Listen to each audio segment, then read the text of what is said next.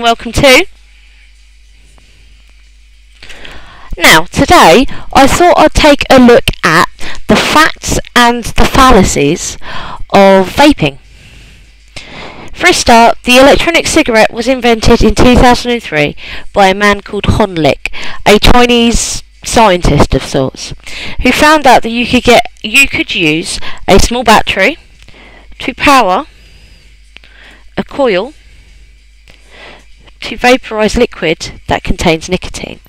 Now, there's a common misconception with e-liquid that it contains carcinogens.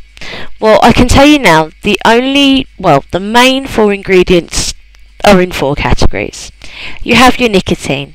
You can have anything from 0 milligrams, so no nicotine, up to some mad people have 45 milligrams. Now, I don't need that much, so I usually stick to around 18 to 24, sometimes 16. It depends on how I feel, and I feel this is plenty for me. So the best thing I would advise any new vapor is to test a variety of strengths. If one's giving you a headache or you're vaping too much, go higher. If you're still getting a headache but you're vaping less, try one in the middle.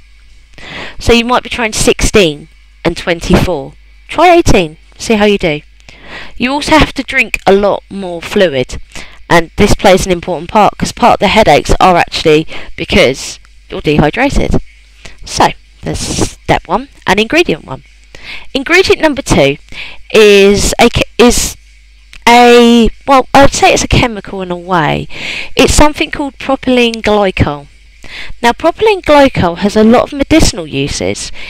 It's the accelerant in asthma inhalers, which quite many people use.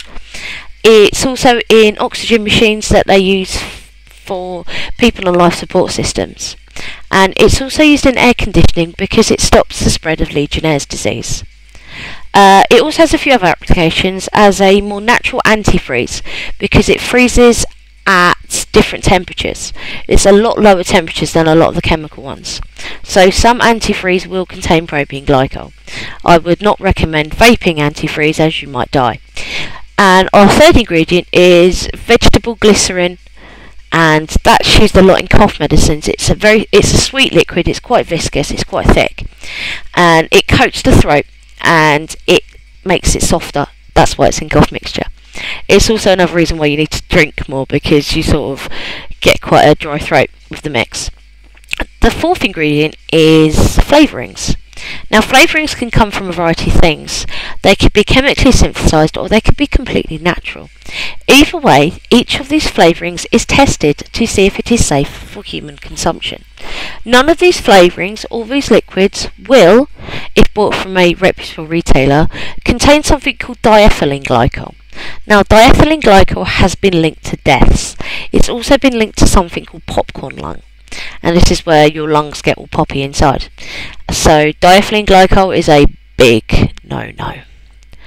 A lot of e-liquid bottles will come with your standard safety information. This is just an example.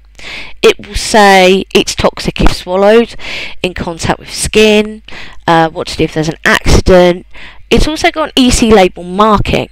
Now, this means the label is compliant with EC regulations around dangerous goods.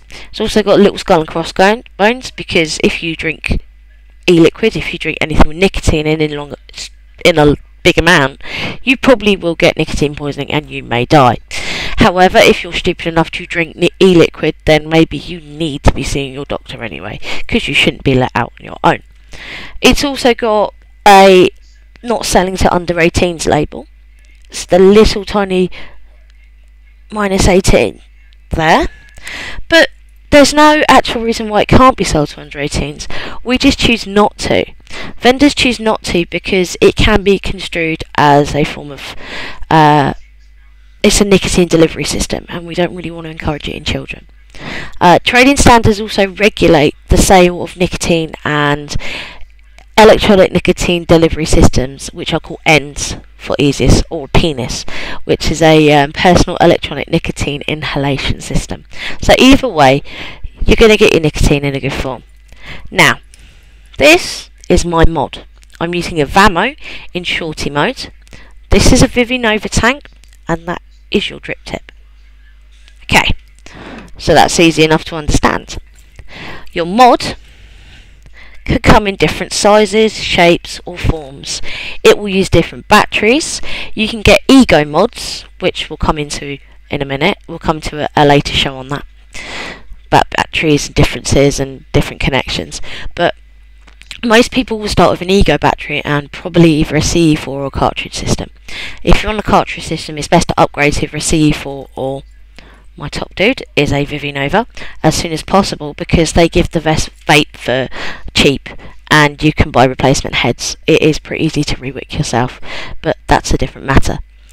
Okay, so another fallacy about e-liquid and ENDS is that they contain carcinogenic ingredients, those that cause cancer. However, tests have been done to prove that nicotine is an addictive substance, but it is no more addictive than caffeine, and it is no more carcinogenic than nicorelastic. If you're inhaling fumes of nicorelastic, then again you need to see your doctor, because maybe you shouldn't be out on your own. Okay. The next stage is that the EU have been getting a bit shifty recently. They've been a bit worried about people vaping, they've been a bit worried about the effects on health. And so the EU Tobacco Directive is being revised. But they're going around it in a stupid manner. They think we should be regulated medically, or that we should be run through big tobacco. Whereas the industry pretty much regulates itself. You stick to vendors whose juices you know, who you know get them in properly. All of the equipment is safety tested.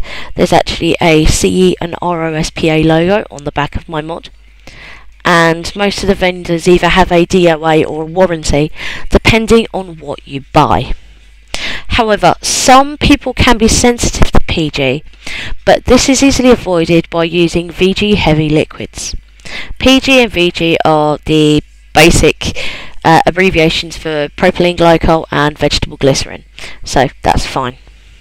A lot of people will say that vaping is bad for you, but in effect it's just another way of getting nicotine without having all the chemicals that could kill you in it. So I don't see what's safer. I mean, I'm an asthmatic myself. I've used nicotine replacement therapy. The patches give me rashes, they give me nightmares. The inhalators actually give me asthma attacks, and they refuse to give me the spray. So after a lot of research, including going on vaping forums, the best ones I know are ukvapers.org, Planet of the Vapes, and All About E-Cigs. Now these sites all have FAQs on them, and they will answer all your questions for you as well. So it's not just me. And I think that's the end of this video. On my second instructional video, I'll be telling you the difference between an Ego and a 510 fitting, and on the third we'll be looking at batteries and mods.